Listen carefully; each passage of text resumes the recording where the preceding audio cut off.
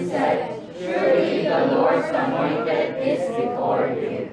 But the Lord said unto Samuel, Look not on his countenance, or on the height of his stature, because I have refused him. For the Lord seeth not as man seeth, for a man looketh on the outward appearance, but the Lord looketh at the heart. Okay, quote na lang natin ulit yung Hebrews 4:12. Ready, go. For the word of God is quick and powerful, and sharper than any two-edged sword, piercing even to the dividing asunder of soul and spirit, and of the joints and marrows, and is a discerner of the thoughts and intents of the heart. Let's pray, Lord. Salamat sa iyong mga salita, Panginoon. I pray kayo pumapala sa preparation sa aming anniversary, Panginoon, sa 8 years na kayo pinagtapat sa amin. Bawat isa, bigyan niyang biyaya, lakas, talino, Panginoon, magpatuloy, tiwala din sa inyo, Panginoon. For the rest of our lives, itong gagawin namin, magtiwala sa inyo. Very central dito, Lord, ang inyong salita. Kaya ito po yung inspiration namin, maging kasangkapan din, Panginoon. Ito yung magturo sa amin at mag-lead sa amin, Panginoon, para gawin at unawain muna ang inyong salita, pinagkalooban, then apply ito, Lord. Kaya magpala sa bawat isa. Sa anniversary, sa next week, Panginoon, kayo magbigay ng katagumpayan. Pala ay bigyan ng lakas biyaya, Pastor Pado, Pastor Ortega. Kailangan po lang kayo manulati. In Jesus' name we pray.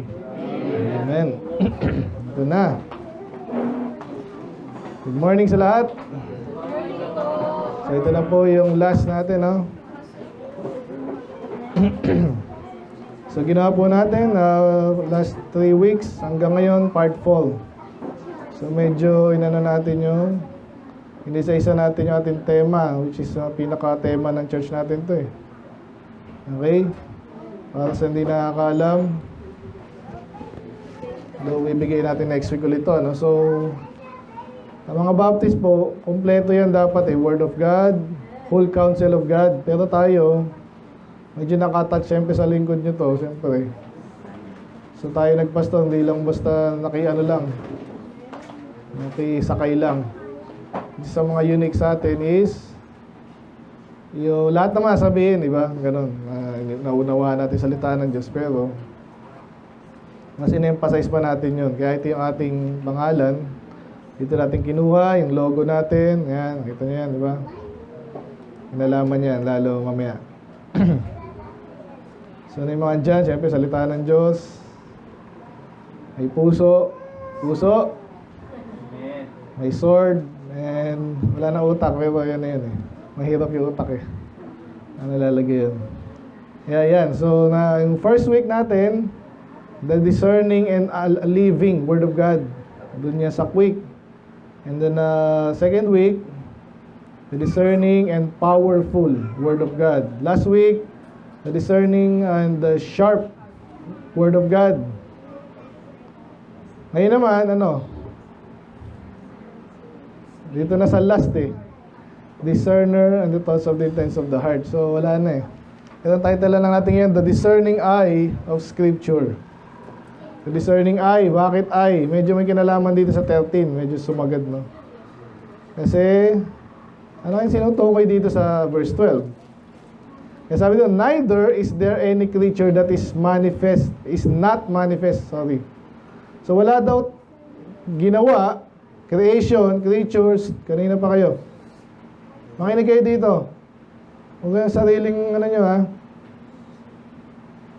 So wala daw tao, walang hayop, walang kahit anong bagay na ginawa na hindi nakikita ng Diyos. Manifest kasi sa obvious eh, kitang-kita. In His sight, but all things are naked and open unto the eyes of Him. Doon natin nakuha yun, no? Of whom we have to do. Ang tinutukoy ang Diyos. Pero kanina tinutukoy yung salita ng Diyos. So ano ba talaga? Eh, gano'n naman yan eh. Kung alam nyo, isa sa mga pangalan mismo ni Jesus is the Word of God.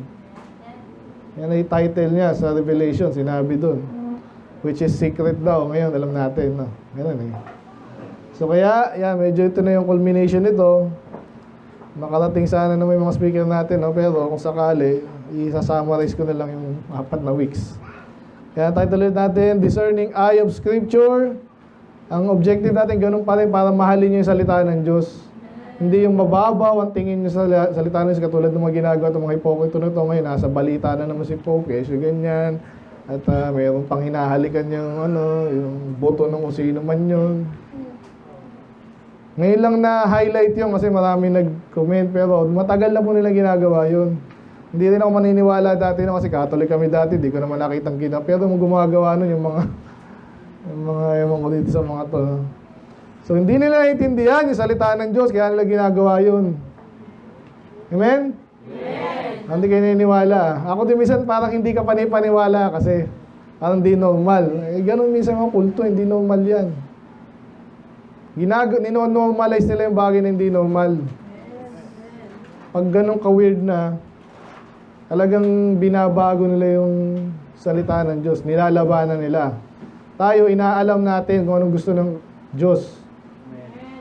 Gano'n naman lagi. Salamat sa Diyos. Minsan yung kalooban niya, hindi siya mahirap intindihin. May mga kalaban lang talaga tayo. Kaya minsan nagiging mahirap. Kaya sa panahon natin ngayon, laging example natin yung mga kabaklaan, di ba? Napaka-obvious niya na hindi yan sa Diyos, di ba? Alam niyo ba yon? Bakla, tomboy. Hindi normal yun. Pero ngayon ginagawa na nino-normalize. Ibig sabihin na may pelikula dito, may bakla na naman. Si Vice Pangit, laging nasa, hindi ko na binabasa pag nakita ko yon. Gawin nyo ginagawa ko, i-report nyo agad.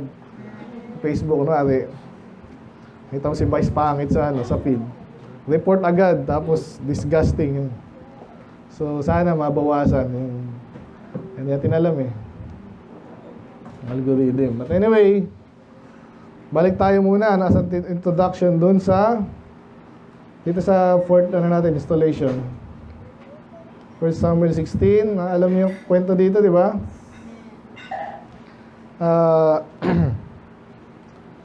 Alam naman natin sabihin ng salita, discernment, yung inaalam mo, nalalaman mo, nakikilala mo. Sa Tagalog po, madalas kilala ganun lang yung discern.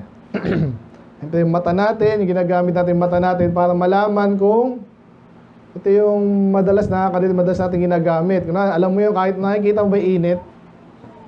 Nakikita mo init?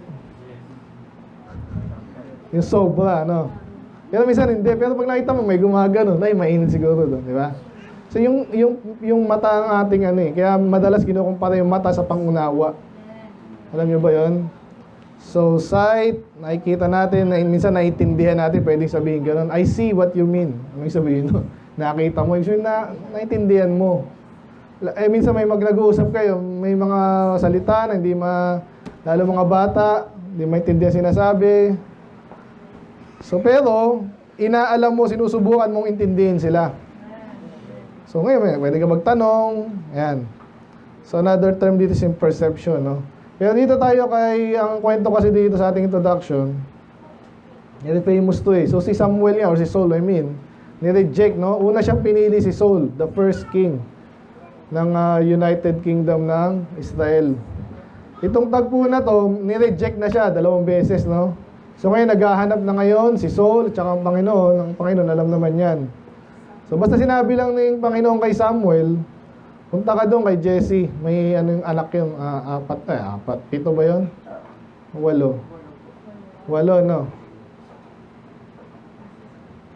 na lalaki. Sino yung bunso? Ang 7 ata si David, 8 ba? Kalimutan ko tuloy. Oo nga siya yung last pero ilan? Anyway, tingnan natin later. Ang pagkaalala ko, ang 7 But anyway. So, punta ka doon kay Jesse. Maraming yung lalaki. Meron din siya mga babae, hindi na binanggit. Pero naalala ko yung nanay ni General. Sino yun? Joab. Sino yung general niya? Joab nga, di ba? Joab, Tsaka sino kapatid niya pinatay? Si Asahel. And then si Joab, basta yung sons of Zuriah. So, yun? Kapatid niya rin yun. Babae yun. Pero basta anyway, ang tinutukoy dito kasi next king, siya lalaki. Basta, pumunta ka doon. Kasi si Saul ay nireject ko na nga. O sinong susunod? Matay pala natin diadem ha. Wala pa rin silang ano doon. Ito yung di madali eh. Ha? Yung pito. Pampito si David. Okay. So marami siya. Ayan. So sino yung pinaka panganay? Eliab. Okay? Ito yung nasa ating ano ngayon, text. So punta ka doon. Titingnan ko kung sino dyan. Ayan. So yung ibang kapatid niya, hindi na pinangalanan eh. Pero yung itong mga first three kasi ito, mga sundalo to ni Saul. Okay, kaya ngayon, ang ganda yung magandang aral dito, pansinin nyo, ang Panginoon, pwede naman sabihin kay Samuel lahat eh. Pero ganun din sa atin eh, minsan binibigyan ka lang ng clue. Naalala nyo yung ating preaching sa faith. Yung sinabi kay Abraham na pumunta ka dun. Saan dun? Basta dun. Actually, may direction siya pero hindi yung detalye. Hindi sinabi yung detalye mangyayari sa kanya year by year. Hindi ganun. So, ganun ang faith. Maniwala ka lang dun sa direction ng Panginoon. Pero di lahat ng bagay sabihin sa'yo, hindi na faith yun. Amen? So, ganun din dito. Samuel, pumunta doon. Sino ba dito? Kaya alam natin hindi niya alam exactly kung sino. Kasi nung dumaan si Eliab nga, ito na yun. Kasi parang naalala niya, nung pinili si Saul, ganun din si Saul eh. Pinakamatangkad, di ba? Ito yung hari. Hari material. Kasi pero hindi daw yan, hindi yan. Kaya anong ginawa nila? Abinadab, Shama, and then, hindi na pinangala iba, okay? So, basta wala doon sa anim. Bandang huli, pogi din naman daw si David, kaso, bunso nga, tsaka shepherd. So hindi naisip ni Samuel na ito yung pinili ng Diyos. Kaya dito lang kukunin natin dito sa sinabi ni sa verse 7. Ganito yan, Samuel. Very ano to, di ba? Very common. Gatin lagi. Asa minsan ginagawang excuse ng iba to. Kung yung gagawang excuse yun ha, may tattoo ako, nagpatattoo ako, long hair ako, lalaki ako. Kasi hindi naman tumitingin ng Diyos pala sa sa labas. Di ba, ganun? Ganun yung mga dahilan eh. Tinitingnan din ng Diyos yung labas. Pero kinukumpara niya po, ano yung mas importante, sa labas o sa loob? Yan. Kaya ang kinakabisado ko rin, sana makabisado ko sa chapter 2 ng Romans, ganun sabi dun eh. For he is not a Jew who is one outwardly.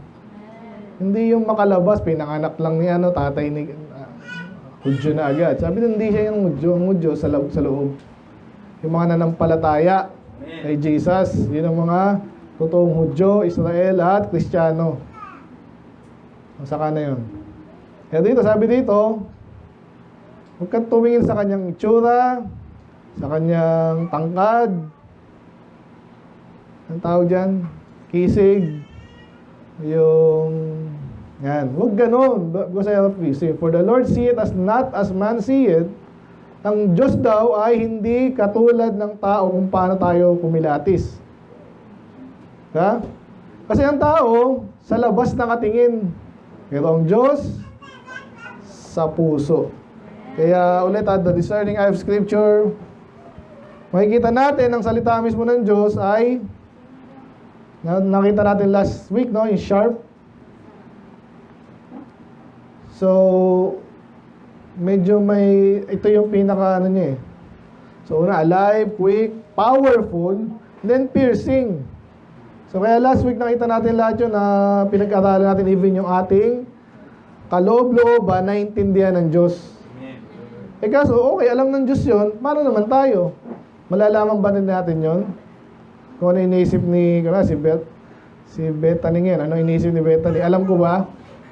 Medyo. Kasi sa itsura, sa niya, yung mga ibang bagay, siguro nakikita ko parang may inip na, kasi nakikita ko bata yan eh. Hindi lahat nakukuha niya. Yung mga background na alam na ng iba, hindi pa niya alam. So nakikita ko yung mga bagay na yun din, no? So kayo din. Kaya obviously, application natin dito, hindi lang alam lahat ng Diyos, alam na natin yun eh. Basic na yun, given na yun. Kaya tinutukoy dito nakakaalam, last week yung sharp, at ngayon naman, discerner, yung salita ng Diyos. At pag alam mo pala yung salita ng Diyos, pwede ka rin magkaroon nun. Hindi niyo ba yun? Sinabi ng Bible na may mga tao daw na loko-loko. Hindi naniniwala siya sa mga wicked people yan. So may idea ka ngayon.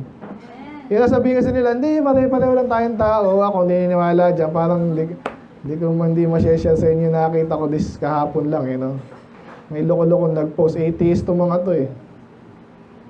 So parang nilalait niya yung religion. Lahat ng religion daw. Mga scam daw yan. Inaasab. Kaya baka gumawa ako na sermon about that. Sabi lang niya, parang business lang yan eh. Ganun. So, yun nga. May tinatago siya dun.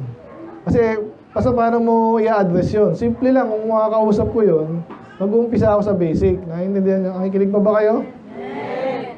So, iba kayo pa rin. Basta hindi nga siya iniwala eh. Yun nga eh. Tama ba siya na hindi naman niwala na may Diyos? Ang tanong mo sa saan tayo ginawa, matagal lang ganyan niya. Paano mo nalaman yun? Lahat ng bagay na nilikha, ginawa, may lumikha. Doon tayo babalik. Pag dininay niya yun, di importante sa kanya yun, di importante para sa iyo katotohanan. Therefore, hindi ka dapat pakinggan. Ganun lang yun. Kaya ang pag-aaral natin ngayon, yun nga, discerner of the intents and the thoughts of the heart. Nag-iisip ba kayo? Sana, di ba? Yung mga tao minsan parang di nag-iisip eh. Parang yung balita na naman dito sa na binangga daw yung motor. Anong inaisip na naman ito? Nagmamadali, ba't mo kailangan salubungin yung Ang di nag-iisip. Kaya pumunta kayo sa church ngayon, sana nag-iisip kayo. Kasi hindi tayo katulad dito ng humahalik sa skull. Kasi wala na yung mga tuma-attend kasi doon, wala na eh. Hindi nag-iisip. So yan ang tatakil natin ngayon. Napaganda ito ng culmination ng ating yan. So introduction, alam nyo ba, may mga tao ngayon, i-reflect nyo yung sarili nyo ha. So may mga tao, kahit mga bata po. Sabi ko nga sa inyo, yung mga bata yan. Minsan, si Peter, pag nag-computer yan, hindi ko pinapakita talagang ako eh. Inuhuli ko ba? Anong ginagawa nitong mga to? Pagsilip kong ganun. Computer. Okay lang, computer. Pwede ka na mag-aaral. Di ba? Kasi Roblox na naman, sabi ko na. Pag narinig nila yung paakong ganyan, tago agad eh. Tapos, nakuha niya rin sa kuya niya. Yung pala, kunwari, nag-aaral. So, minsan kahit mga bata, kahit tayo, akala natin matatago natin, iniisip natin sa Diyos. At saka sa ibang tao, yung iba naman pag marketing, ganun din yan. O sir, ito na po yung ngayon na lang po kayo, bumili na kayo. O syempre pag marketing ka, wala nang masamang magbenta. Kaso may mga iniisip minsan yan na para kumita ng mas malaki pa sa nararapat. Wala nang problemang magbenta, kumita di ba? Ang daming ganyan. Ngayon, tinatago na intention nila. Ganun din yan sa mga love life, di ba? Sino ba namang normal naman yon, di ba? Ang kaso, ibang gusto makaisa agad, no? May mga ganun eh. Kaya mga babae, huwag kayong papayag ng ibibigay nyo, di pa kayo kasal. Tanga-tanga kayo nun. Kitang-kita nyo na nga yan sa kahit saan sa pelikula, kung saan man yan. May mga ganun na nagbibilang. Alam niyo ba yun? Nagbibilang, pagmamalaki pa nila yun. So ano pa? Gusto ko sabihin yung sabihin ko pa bukod sa love life yung kalimutan ko na. Doon tayo sa religion ulit. Ganun din yan. Sa pera pala yan. Marami yan eh. So yung iba, tinatago na yung intention nila para akala nila makakapanloko sila. So, syempre, ang obvious na gusto natin mangyari dito, hindi tayo maloko. At, inabanggit ko sa inyo kanina, atheist, ganun yung nasa utak niya. Akala nila, kung di sila iniwala sa Diyos, libre na sila. No? Syempre, kayo na nga iniwala dyan, ako hindi. Therefore, kung husgahan na masama ang buti, wala sa akin yan. Ang tinatago niya doon, ang gusto talaga nila, makalibre. Kaya papayag ba kayo dito na iba nagtatrabaho, iba kain lang tulog. Sa gobyerno natin, sila yung magtatax tayo, sila yung dahil nagtax kayo, dahil ako yung mayor, therefore sa akin yan. Napahig ba kayo ng ganon? So ngayon, ang gagawin nila, tatago nila yun. At paano nila tatago yun? Eh, kunwari, magaling sila. Kunwari, mahal nila kayo. Mahal kong kababayan. Ganun lagi yun.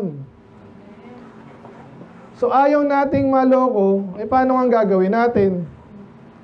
Napakahirap niya. Paano mo malalaman yung iniisip niya?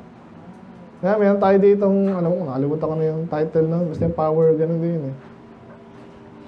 Ang tanong ko sa mga dati dito, anong gusto niyang power?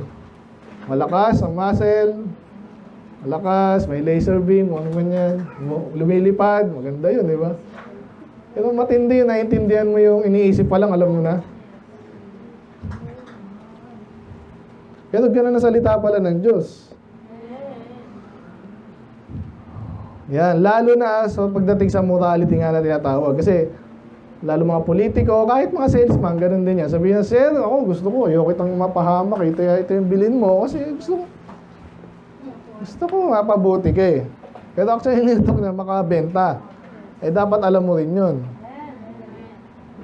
Kaya, yung salita pala ng Diyos, ito daw yung nag-discern, nag-judge, or nag-critic ng mga lalo yung mga tinatago natin. So kaya pag alam mo yung salita ng Diyos, mamahalin mo to kasi tutulungan ka nito mong maging discerning nga. Mayroon kang discernment. Hindi ka naloloko. Lalo yan, pagdating sa religion. Biruin mo, daming religion ngayon. Kausap ko kahapon yung taga-CCF. Mabait naman. So medyo binigyan ko rin ng konting insight, no? Kasi sabi ko, ano magamit nyo dyan? NIV po. Actually, kahit ano po eh. Eh, hindi na siya pinagpala na raw siya. Kilala niya ba yun? Si Ali Josie. Mabait yun, ha? Kilala niya? Mabait naman. Pinagpala na yung mga anak niya. Okay naman. Kaso, ano pong ginagawa niya sa buhay niyo ngayon? Yun ang tanong ko eh. Kasi maganda talaga yung pinagpala ka ng Diyos. Yan tanong! Pag pinagpala ka na ikaw, bigyan ko nga ng pera si Essie ngayon, 5,000. Anong gagawin mo doon? Hindi mo alam. Okay, hindi ka nabibigyan. Kasi wala din naman. So, yun yun eh. Dapat alam mo yung... Eh, paano yung buhay mo? Binigyan ka ng Diyos ng buhay mo. Anong gagawin mo sa buhay mo? Eh, dapat alam natin. Inaalam natin. So, lalim naman yan eh. Salamat nga sa salita ng Diyos. Sinasabi naman sa atin kung paano. Kanina, nakita natin yung kwento about Eliab and Samuel. And David. Pagpili ng next na hari, break or ano yan. Kaya yung mga nagpapatay yung mga politiko sa posisyon eh. Kasi may na-determine yung tao na may posisyon tayo, meron na tayong sistema. Pero pag napunta ka sa posisyon ng presidente, di ba? Kontrolado mo yan. Kahit may batas dyan, kahit may check and balance dyan, may mga bagay na hawak mo eh. Kaya nga executive branch yan eh. Ikaw magpapatupad kung paano mo i-determine yan. So tayo, ang buhay natin, hawak natin yan. Nakikinig pa ba? Napakahalaga nito eh. Salamat si Jackie, dito rin lahat kayo. No? Pero i-determine yan, next week ba dito pa ako? Diba? Mag-resolve winning ba ako? At tamad-tamad ba ako? Magpapatuloy ba ako? Kung magpatuloy man ako, maayos bang pagpapatuloy? O yung minsan, lilitaw, lulubog, lilitaw, wala, meron, mainit, malamig, mainit, malamig, mainit, malamig, mainit, malamig. So, nagde-decide based kung paano natin nalalaman ano bang mga consequence nitong pagtatapat at hindi. Kag di mo naintindihan yan, sablay din yung decision mo. Introduction pa rin tayo, no? Kaya ngayon, ang salita ng Diyos pala, pag inaaral mo, ikaw ay parang na-unmask. Yung kung mapagkunwari ka, nakikita mo, pambira, paano nalaman ng Bible yun? Alam pala ng Diyos yun. Kahit nga lingkod ng Diyos, alam, bakit pa magkukunwari? Basta huwag mong i-judge ngayon. Talagang gusto ko mag-church, pero alam ko na yan, pinagdaanan ko lahat yan eh. Amen? Kaya ngayon, meron tayong 3 points lang. Ang Bible ay hindi lang natin pinag-aaralan, tayo yung inaaral ng Bible. Paano nangyari yun? Medyo matalinaga, pero, nasabi dun eh. Siya nagdi-discern sa atin. Sa ating kaluluwa, espiritu, Especially yung bandang huli is yung ating iniisip at yung mga gusto natin. Yung bakit mo ginawa yan, ito yung root cause, ito yung dahilan talaga eh. Amen. Intention. Amen. Kaya number 1, anong ginagawa ng discerning word of God? Discerning eye of the scripture.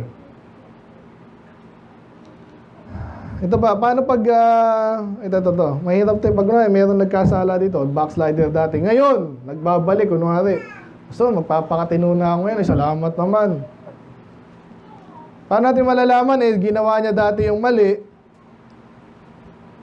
Magtitiwala ba tayo sa kanya?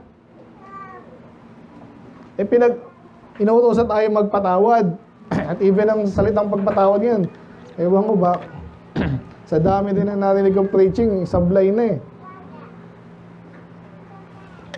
Iba ngayon, kaya naalala ko na naman si Gloria. Kala niya, mag-sorry lang siya, biglang mga tao, ay, nag-sorry na siya, patawarin na natin. Sorry po. Alam niyo ba yan? I am sorry. Hindi alam ng iba, no? Nasa YouTube pa siguro yun. Hindi lang basta ganun. Kung totoo nagsisi si Gloria, binalik niya yung ninakaw niya in the first place. Kung wala siyang ginawang mali, hindi siya mag-sorry. Amen. Ganon din yung Catholic. Hindi na pwedeng itanggi na, ay, matagal na itong mga to eh. Hindi naman nangyari. Iba, ganon sinasabi yun. Hindi naman nangyari yun eh. Inaano ko yung Inquisition sa Spain. Hindi naman mga, hindi naman mga pope yun eh, mga hari. Totoo, in a way, totoo, pero ginamit nila yun para torturein yung mga tao, especially yung mga hindi Catholic. Hindi pwedeng itanggi yun kasi nag-sorry nga si, hindi ko makakalimutan eh. Documented yun. Pero, pag pinag-usapan na sa church, nag-sorry na talaga at nagbago na. So, paano natin malalaman ngayon na dapat natin siya patawarin? Ganun na naman, dapat may discernment tayo. Okay? So, ganito yan. So, yung salita ng Diyos daw ay ini-expose, point number 1, exposing the hidden heart. So, sino dito nakikita ko yung puso nyo? Obviously, organ yan eh. Diba? So, hindi ko pwede kayo i-dissect. Last week, diba? Pero pwede kong ma-dissect kayo, no? Magtanong lang ako sa'yo, tingnan ko paano kayo, ano. And after, di ba, may nag-backslide, bumalik. May kita mo sa kanilang past, present, tsaka sa future. May bala ka pa bang magbalik, maglingkod talaga sa Diyos. So, nadi-discern natin itong taong to, ito yung iniisip nito. Amen? Ganun din, sa love life na naman. Oh. Ay, mahal mo talaga ako, mukha naman eh. Oh, sige kailan mo gustong ikasal? Anong kasal? Dapat ganun kayo mga babae. Yun agad talaga. Sabi nga sa inyo, pinaka-the best, pakilala mo dito sa church agad. Para solve ka agad, di mo kailangang pag dinala mo dito, pumunta dito, tapos naging mas active pa sa'yo, no? Okay na okay yun. At kaya hindi kayo magkatuluyan, okay talaga siya, ikaw ang hindi. Ano nangyari, no? So, doon mo na-discern. At gagamitin natin salita ng Diyos. Pag alam mo yung salita ng Diyos, mas makakapag, nakikilala mo yung sarili mo at ang ibang tao. Dahil ko sinasabi yan. Kaya nakita natin yan kay Samuel. Si Samuel mismo, propeta, hindi niya alam. Nakakita lang siya ng pogi. Okay na to, hari na to. Buti na lang, directly ang Diyos nag-intervene agad doon mismo. Alam niyo ba pwedeng gawin ng Diyos yun? Kaya tayo nagkakabisado ng Bible eh, di ba? Ako dito, pag nag-preach ako sa palagay niyo, nakalagay lahat. Wala nga, kita niyo to. Nakikilala akong preacher, talagang binabasa lang yung Marami. Mga kapatid, humans are expert. Okay din sana. Ang problema, katulad niya, may mga hindi nakikinig dito. Hindi makaka-relate yan. English pa. Kaya, ang Diyos yun. So, pag kinakabisado mo yung salita ng Diyos, kung kailan mo kailangan yung wisdom, doon darating yun. Kaya pag wala kang kinabisado, tamad-tamad ka, kala mo, baliwala lang yan. Gusto ko lang pahirapan ni Pastor Ace. Hindi. Hindi ka makikinabang pag gano'n ang attitude mo. No, ayan. Ito, so number 1, exposing the hidden heart. Ang puso nasa loob, hindi nakikita, pero pwede mong makita yan. Okay, kaya katulad ng sample nakita natin kay Samuel, propeta, pero hindi niya intindihan. Kasi, literal na nakatingin siya sa labas. Ang Diyos, hindi daw ganon. O, sinong gagayahin mo? Hindi naman ako Diyos eh, pero yung pangunawa ng Diyos, pwede yung meron. Dahil ang salita ng Diyos, andun yung kanyang pangunawa din. Kaya meron tayo minsan na, yung iba, mahilig magsulat eh, di ba? Sa amin, may mga nag-resign nga, di ba? So, yung mga style ng iba, inusulat yung lahat ng thoughts na nila eh. Yung isa nga, nakatawa ako eh, binura eh. Kasi nung nag-resign siya, kinuwenta niya doon, ito na nga pala yung, kasi dami kong sleepless nights, yun lang yung nag-ano sa kanya eh. Kaya ako, di ko na binabasa yun. Naging usap-usapan lang. So anyway, yung iba gusto magsulat para maintindihan ng ibang tao yung nasa puso niya, di ba? Ako more on sa preaching na lang, sa salita. At minsan sa mga policy din, no? Ngayon, so yun, kaya si Samuel, wala na si Saul eh. Si Samuel, kahit propeta siya, hindi niya naintindihan niya. So ngayon niya naintindihan, tinuro sa kanya dito ng Diyos. At ganun din tayo ngayon, amen? So, hindi ibig sabihin sorry talaga. Iba naman yun, namamalimos. Iba naman, namamalimos talaga. Alam mo, napakagaling. Hindi, lalo pag professional, ano na yan, wala na yan. May speech, may ano na yan eh, may spill na yan eh. May kumatok nga sa amin gano'n, kakakain lang namin sa ano. Ayan na po, may aking ganyan po. Maawa ka rin talaga kung wala kang discernment. Kaya nung inano ko, ayun na, nagsalita. Wala. So may mga laman ng puso ng tao, minsan di natin malaman lahat. Pag hindi mo alam salita ng Diyos. Okay, doon tayo. So ina-expose ang iyong puso. Nakita natin yan kay Samuel. Ano sabi si Jeremiah?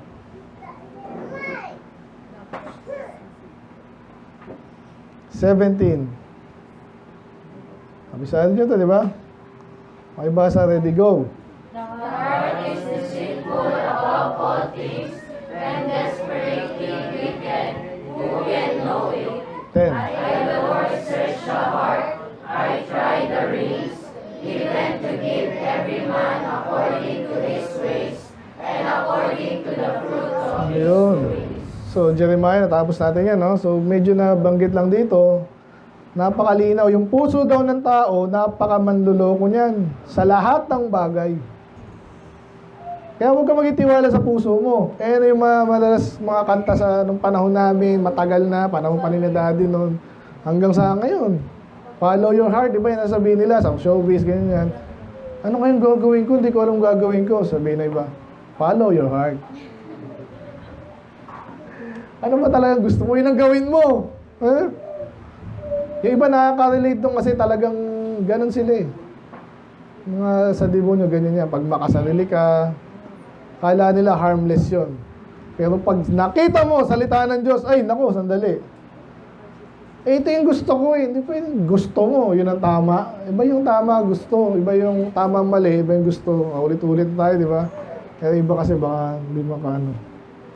Sabi ng Panginoon, huwag magtitiwala dyan, wicked yung puso mo. Sino makakaalam yan? Sinagot niya rin, I, the Lord, search the heart. So nakita niya yung relation sa atin ngayon, no? So kung Diyos ang nakakaalam ng ating iniisip, yung reins naman, parang kidney daw yan. Anong kinalaman ng kidney? Wala, unless pag iniisip mo to, basta yung mga loob ng puso mo daw. Tsaka yung may mga panahon kasi nila yung reins, yung sinasabi nilang pag takot ka, nagmamahal ka, parang may nararamdaman sila dyan eh. Kaya iniisip nila, dyan yung ating seat of emotion, which is, ngayon alam natin, saan? Hindi natin sigurado yun, diba? Sa utak daw, sa hypothalamus daw. Anyway, sinasabi, even to give every man according to his way. So, ang Diyos pala nagde-determine nun, ang nakakaalam, kanino tayo magtatanong? Kay Boy Abunda? Kay Ellen DeGenerate? Yung aking kilala yun eh, no? Sino kilala nyo? Si Papa Jack. Yung panahon namin, Joe Damango. Hindi tayo magtatanong doon. Sa salita ng Diyos tayo magtatanong. Amen? Kasi discerner of the thoughts and intents of the heart. Bakit ko kaya iniisip to? Yan, ganun, tanong mo rin yun. Ito yung gusto ko, pero ang tanong, bakit ko gusto yun? Yung mga bata, ba't ko gustong di mag-church? May mas malalim na dahilan. Kasi tinatamad ako. Bakit nga? Kasi, carnal ka kasi. Alam mong maririnig mo doon, sapul ka na naman, hindi lang naman ikaw. Yun ang di mo inisip. Or naisip. Kaya sabi sa akin, huwag tayong magtiwala sa ating puso. Ang point natin, exposing the hidden heart. Ganyan ang salita ng Diyos. Naintindihan ko rin yan, nung ako nakaupo ako dyan, at di naman ako kailangan basta, pero pinipid sa salita ng Diyos, ang dami ko, nakikilala ko yung mga character sa Bible, pero hindi lang sila. Pakialam kay Abraham, di ba? Pero nung nakilala ko sa Abraham, nakilala ko yung sarili ko. Inaano ko yung aking sarili. Bakit paano nagtiwala sa Diyos? Papatayin niya anak niya, nagtiwala siya. Siyempre ako hindi ganun. Ba't na kinakwento yun? Kasi may mga bagay pala, kailangan magtiwala sa Diyos. Alam niya lahat yan eh. Kahit patayin mo yung anak mo, siya naman yung nagbibigay ng buhay. Sa Hebrews na yun in-explain eh. Oh. So kaya ngayon, pwede ba mahalin natin, objective natin na mahalin mo yung salita ng Diyos? Huwag ka tatamad-tamad. Huwag hindi binibigyan ng once a week na nga lang para sa iba sa atin. Hindi mo pa bibigyan ng halaga. Once a day, basahin mo lang, di mo maintindihan lahat. Pero basahin mo, intindihin mo, tanong mo sa Diyos, ano yung gusto mong matutunan ngayon. Ganun. So huwag ka magitiwala sa gusto mo. Sino dito yung madalas ganun? Bakit mo ginawa yun? Kasi gusto ko eh. Hindi na yan pang bata lang yung mga ganyan. Pero habang tumatagal, hindi pwedeng yun ang maging dahilan mo lagi. Kasi gusto ko eh. Ano yung tama? Ano yung makakabuti? In the long run. Kaya sino magtutulong sa atin para ma-expose yung ating puso at ang puso ng ibang tao? Kaya na naman, balik tayo sa love life. Ganun din yan. Mahal daw ako, pastor eh. Yun, totoo yun. O, sige, dalhin mo sa church. Malalaman mo yan kung anong iniisip niyan sa'yo. Kasi unahin natin, may mga batang maaga din mag-mature, may mga hindi. O, kaya ako, pag naalala ko yung sarili ko, talaga wala akong alam literal. Hindi ako dinala sa church, wala akong alam sa buhay. Kaya napansin ko rin yun sa mga tao sa church, mas marami sila naaalam kumpara sa akin. So ngayon, saan nyo gugulin yung buhay nyo? Sige nga. So para makilala nyo sarili nyo, ibang tao, Panginoon, at sabi, sa masama na yan, mahalin mo yung salita ng Diyos. Kasi yan ang mag-expose sa iyong puso. Number 2, ano pa? Parang ganun din to eh. Ano sabi sa Hebrews 4:13? Nabasa na natin, di ba? Balikan natin. Ayun. Neither is any creature that is not manifest. Walang, so lahat yung kilala ng Diyos. And then, dito tayo sa 1 Corinthians 14. 1 Corinthians, after ng 13, 14.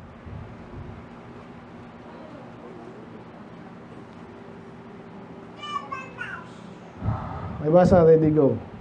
But when you all prophesy, and there coming one that believeth not, or one unlearned, he is convinced of all, he is judged of all. 45.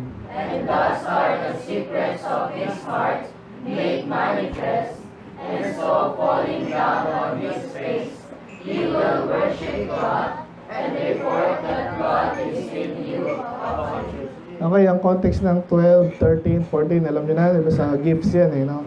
So, sinandwich yung 13, which is love, no? Charity. So, kaya yung sinasabi dyan sa 14, pag meron tayo, especially may guest tayo dito, di ba? Nauuso pala yung kay Kapuso ngayon, di ba? Napansin nyo ba? Ang dami nag-comment, ewan kung hindi document. Okay din sa akin yan, yung mga Pentecostal, yung mga... Imagine mo, si Bethany pumunta dito, tapos si Ezzy gumaganyan-ganyan. Babalik ka pa ba doon? Huwag ka nang bumalik kung may woo! Ganun pa yung iba. Ganun. Ganun yung mga Pentecostal, ganun yun. Tapos, payo ka ba?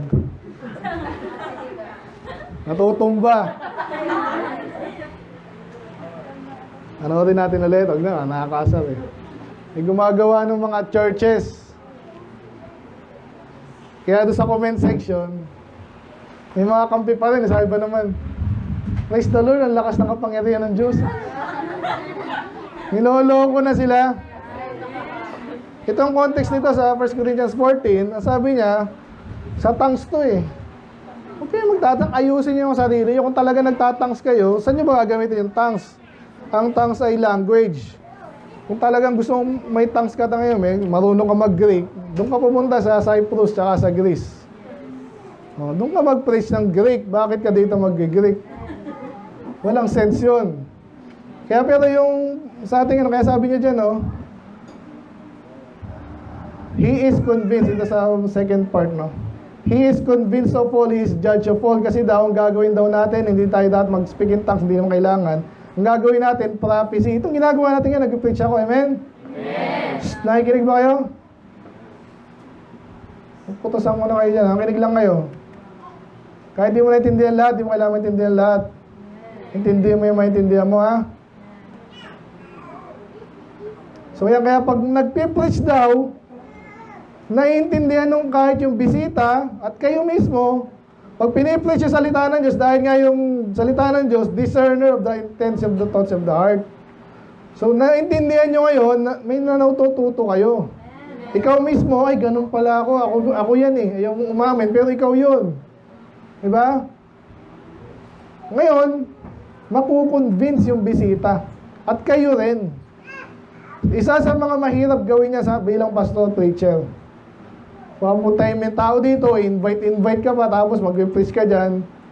Iba, nag-iisip niya, babalik pa ba ako? Ano ba hinahanap mo? Yun yung tanong doon. Kasi kung hinahanap kang hindi mo dapat hanapin, at hindi mo nakakita dito, pinipisalita ng Diyos dito, ayaw mo, huwag ka na nga bumalik. Pero ikaw yung may mali doon.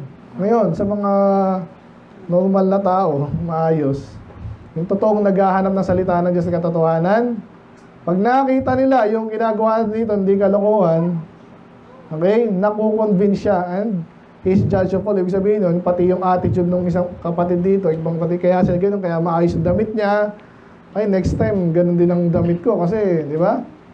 Ganun pala dapat sa church, amen? Ayos, kung paano magsalita dapat, ganun pala dapat. Kasi ang naunguna yung salita ng Diyos. Kaya sabi sa 25, and thus, no? Pag sinabing thus, ganito nga, ganito nga, nalalaman yung mga secret. Kanina yung natin, secret, di ba? Paano malalaman na yung, ang intention lang ng marketing is kumita lang? Paano malalaman? Yung mga pagsalita ng Diyos na i-preach. Amen? Paano malaman kung playboy to? Paano malaman kung magnanakaw to? Paano malaman kung ano yung hototero, yung sa English? Covetous, tsaka yung namutan ko. Yung hutotan lang ako basically. Marami sa church yan. So paano ko malalaman? Yun nga, alam mo dapat salita ng Diyos. Amen? May preaching tayo last time sa John. Si Jesus gustong gawing hari. Ayaw niya pa. Bakit? Alam niya yung nasa tao eh. Hindi ko under yung sarili ko yan. Sa diadem mo yan, may pastor, di ba? Hahanap sila ng pastor. Hindi madali yun. Parang dito, maghahanap sila ng hari. Ang hari, bandang uli, pag napili nyo na yan, tayo na susunod sa kanya, di ba? Ganun din sa church. Kaya ngayon, anong gagamitin natin? Dapat alam yung salita ng Diyos. Kasi pag namili ka, di ba yung salita ng Diyos, mali pipiliin mo. Sigurado yun. Pero pag alam mo yung salita ng Diyos, marireveal daw yung puso mo, pati yung mga sikreto mo. As a church, di tayo marunong sa kanya, pero ito yung gusto natin.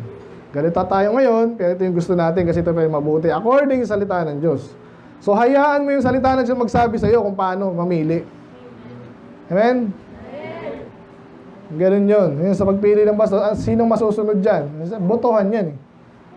Pero depende nga kung paano kayo pumili kasi ang ano yung status nyo ngayon, matalino ba kayo? Hindi, di ba? Eh kung pipili ko, basta kahit sino yan. Kasi ang church sa'yo ay parang ano lang, wala lang. Puntahan lang pag Sunday ba. Hindi ka mamili na kahit sino. Di ba? Pero pag alam mo, sinabi sa Bible, ang pastor dapat ano? May asawa, may anak, andel sa kanya, ginagabayan niya, hindi niya hinahayaan yung anak niya na ng pinaggagawa. Yan ang sabi sa Bible, di ba? According to that, doon ka mamimili. Ayan. Kaya dito naman, balik tayo dito. Yung bisita daw, ito yun, hindi tayo sikreto, no? Ba't di tayo dumadayo? Gusto natin, yung mga guest natin, pag pumunta sila dito, at kung sakaling tama talaga, yung kanilang intensyon, na makikita nila dito yung salita ng Diyos, katotohanan ng Diyos, doon sila magpupuri sa Diyos. Hindi yung, kaya magaling sa Pentecostal kasi yung worship leader, ganito ang pag-worship, ganito, Jesus! Ay tawa, ay ayak. Ganon yun eh. Ganon pala mag-worship. Yun ang susundin ng mga ganon. But according to this, yung maglilingkod at magsasamba sa Diyos, yung naintindihan niya, yung laman ng puso niya dahil sa preaching. May mga generic kasi na Kaya yung CCF, pag nakikita puro ganon eh. Nalulungkot ka ba? Parang ganon ang message dun eh. Parang ano ba yun? Madrama na ng Channel 2 dati. Maalala mo kaya, gano'n. Kaya kumikita yung mga drama special eh. Gano'n yun eh. Alam ng mga to na kung ano yung gusto ng tao. Kaya yun yun, kahit sa church na sila, iniisip nila, paano kaya sila babalik? Paano maaantig ang kanilang damdamin? Ano yung opera? So hindi dito sa Bible, hindi. Dapat malaman nila yung kalooban ng Diyos sana, kahit bata pa yan. Anong kalooban ng Diyos para sa inyo? Pag Sunday, araw ng church, ng salita ng Diyos. Gusto ba ng Diyos, sa palagay nyo, na maglalaro lang kayo sa labas? Maggala, mag-date, magtulog lang. Ganun ba ang kalooban ng Diyos? Hindi. Kasi matuto ka naman. Dapat nandito ka, maglaba, mag-shopping. Ganun ba gusto ng Diyos? Kasi sabi dito, kaya ka sasamba, naintindihan mo yung laman ng puso mo, mali pala. Palitan mo ngayon ng katotohanan. Sabi niya, report that God is in you. So doon na malalaman na maayos na church to. Kasi pinapangaral yung salita ng Diyos. Doon ko nakikilala sarili ko at ang Diyos. And therefore, nag-guide ako, which is yung ating third point. Ano yung number 1? Exposing the hidden heart. And then itong point ito, bringing man into the light. Ibig sabihin, nalalaman natin ano bang klase ang tao. Parang John, anong chapter yun? Chapter 2 ba yun? Or chapter 2, di ba? Kaya lang ako gustong gawing hari niyan kasi may nasabi akong nagusto nila sa ngayon. Diba? Hindi walang makakatanggi nun eh. Pag may pinagaling yung something dyan, ito na. Pero later, hahanapan ka niya na wala naman sa'yo. Kaya ako bilang pastor dito, hindi ako yung nakikinig lang sa anong gusto niyo. Anong gusto niyo nakikita yun? Anong gusto niyo meron dito? Survey tayo. Ay, anong gusto niyo? Gawin natin. Diba? Hindi ganon. Inaalam ko ito to. Isasabihin ko sa inyo, bahala kayo kung magtatagal kayo. Hindi. Pag hindi kayo nagtagal dito, pinapakinggan ka ito, anong gusto nyo? Ano bang inaalam sa buhay nyo? Mali. Therefore, it's on you. Ika nga sa English, Tagalog, di ko alam. Kayo may problema doon. Okay, bringing man into the light. Last na tayo. Which is ito na yung pinaka dito talaga eh. So, na-expose na yung tao. Nakilala na natin yung sarili tsaka ibang tao. Anong gustong gawin ng Diyos sa atin ngayon? Nakilala mo lang, tapos na? Hindi. Kaya dito, pag bumalik tayo sa Hebrews 4:12 and 13, hindi natatapos yun. Doon kasi nga alam natin na salita ng Diyos, hindi naman yan something na, sabi nga ng iba, yung itlog, ginawa mo sa itlog, binasag mo, hindi mo alam gagawin mo.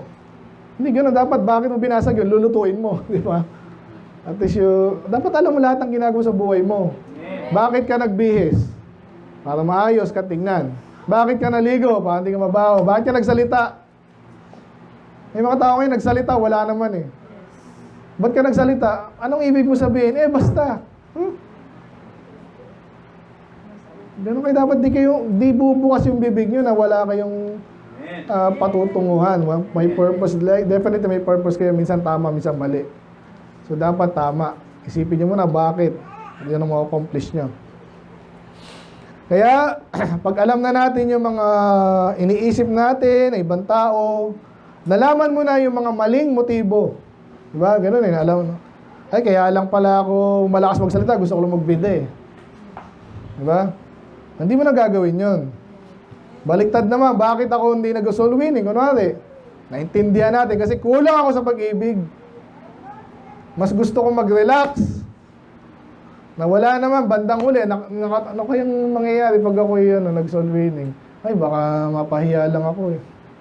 Pero pag naintindihan mo, mali pala yun, mas mahalaga sa'yo yung ano to, reputasyon mo. Ganun yung iba, kaya ayaw mag-soul winning kasi pag nasabihan ng ganun, parang mababasag ka. Ay, di buuin mo ulit. Ba't mo kailangan ano?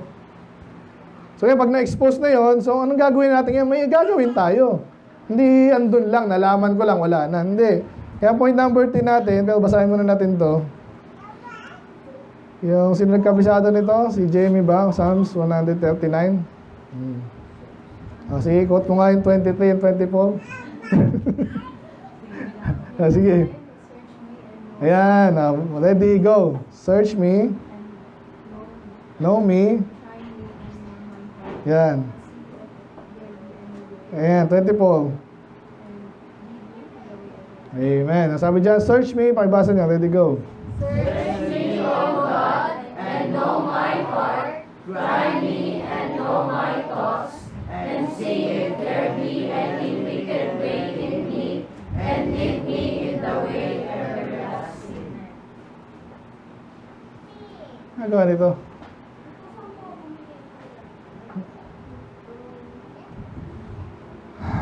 So ito na yung kanina pang tema, di ba? Search me, O God. Know my heart.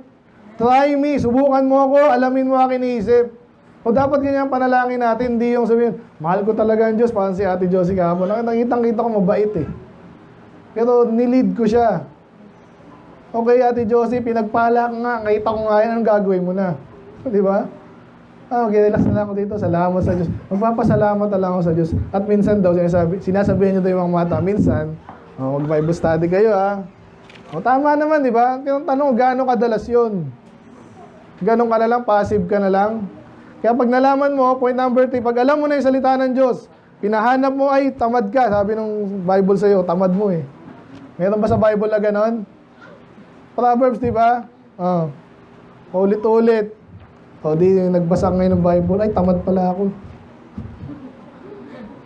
Ay, bastos pala ako. Ay, makasarili pala ako. Anong gagawin mo ngayon?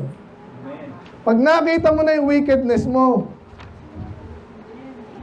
hindi magtatapos yun doon. Amen? Sabi dyan, and lead me in the way everlasting. Kaya yung salita ng Diyos, pag nalaman ng salita ng Diyos, nalaman mo na rin, ito pala yung condition mo ngayon, okay? Anong gagawin mo? Yung salita din ng Diyos ang maglilid sa'yo. Kaya point number 3, guiding the heart in sincerity ngayon. Okay? So, hindi siya basta-basta. Kasi ganito, may mga tao na mga leader, manager, ano naman yan. Kahit mga pastor, kahit mga religious leader, lead lang ng lead. Parang itong nakita ko naman si Pope Leo naman. Ano sabi niya? Yung AI na yan, hindi yan kailangan, hindi yan kailangan yan. Ay, may kinote pa pala siya ng isang niya eh. Ng isang kardinalata o... Anyway. So itong delikado to sa mga kultong ito. Kunwari may nagsabi si Pope na ganyan, napaka-hipokrito ng mga yan. Una, hindi sila ligtas. So anong pinagsasabi kahit may elite sila, saan mo ililid yung tao na ikaw mismo hindi ka ligtas, hindi mo alam salita ng Diyos? Saan mo ililid yun? Sabi nga rin sa Bible, kung bulag ka, ililid mo ba yung bulag? Ang sabi sa Bible, if the blind lead the blind, they will fall in the ditch. Pareho yung hindi nakakala, magpapalit ka sa, ilid mo nga ako. Parang yung mga Catholic, mga iglesia ni Manalo. Ang mga ministro, ilid mo kami, bulag din. Kaya nakakaawa yung mga yan. Kasi hindi na nalalaman, una sa lahat, na yung puso nila, pansinin nyo, yung mga kulto, ano ba laman ng puso niyan? Malalaman mo naman sa sinasabi nila eh. Pag nagmalaki yan sa kung saan, anong sinasabi na? Ito pala yung kapilya namin. Yung Sabadista, puro Sabado. Katoliko, ito pala yung aming Diyos. Kasi ano ko dito? So nalalaman nila. Ang tanong, magpapaguide ba sila? Yan ang tanong. Tayo dito ngayon. Naintindihan mo lang yung katamaran pala, mali.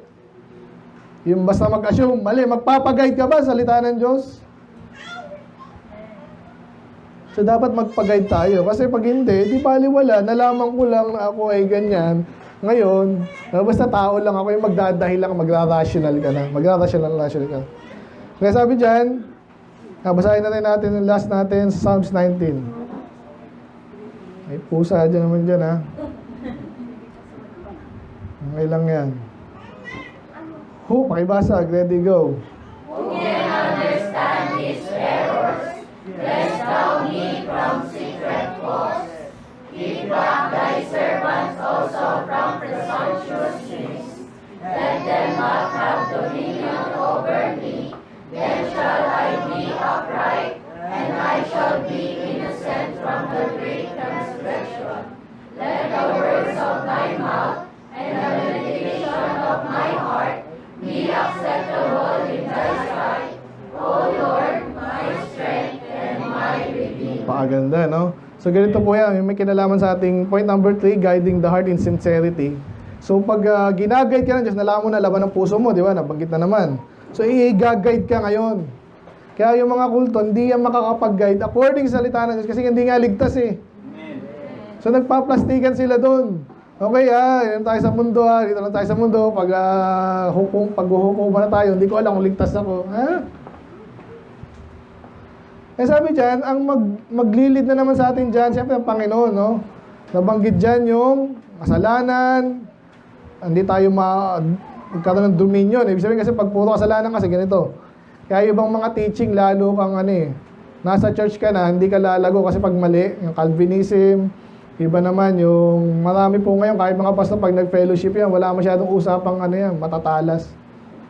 Gusto lagi, lahat positive. Hindi na pwedeng ganun. So, sabi nga nila, subukan mo yung sasakyan, kung mag-start yan, positive lang, walang negative. Walang mangyayari. Kailangan pareho, i-manage mo lang, di ba? So, ito sabi niya, Lord, sabihin mo kasi sa akin, pag nahanap mo na, lalaman mo na yung aking secret faults, sinabi sa'yo ng Diyos ngayon, sa salita ng Diyos. Anong gagawin mo? Siyempre, humihingi siya dito ng, of course, paglilid.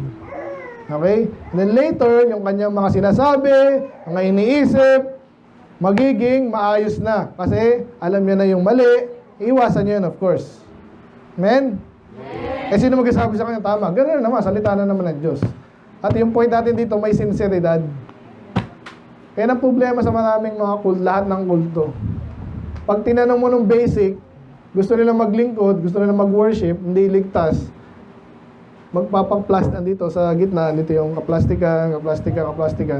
Hindi yan na malilid ng Diyos kasi hindi lilid ng Diyos yung gano'n. Kung sakaling ilid sila ng Diyos, parang si Pharaoh, para lang matupad yung ibang bagay para doon sa mga kanyang anak talaga. Parang ginamit din si Nebuchadnezzar, di ba? Ginamit si Nebuchadnezzar, parusahan yung kanyang mga people. Ang natuto yung people niya, iba nagsisi, siyempre, iba hindi. Ginamit lang si Nebuchadnezzar, pero hindi pwede sabihin picture si Nebuchadnezzar ng perfect will of God kasi pinatay din yung pero naligtas si dun Still, yung kanyang kaharian ay hindi ginamit ng Diyos sa tama. So, hindi tayo dapat ganun. Gusto natin gamitin tayo ng lubos ng Diyos. Di ba?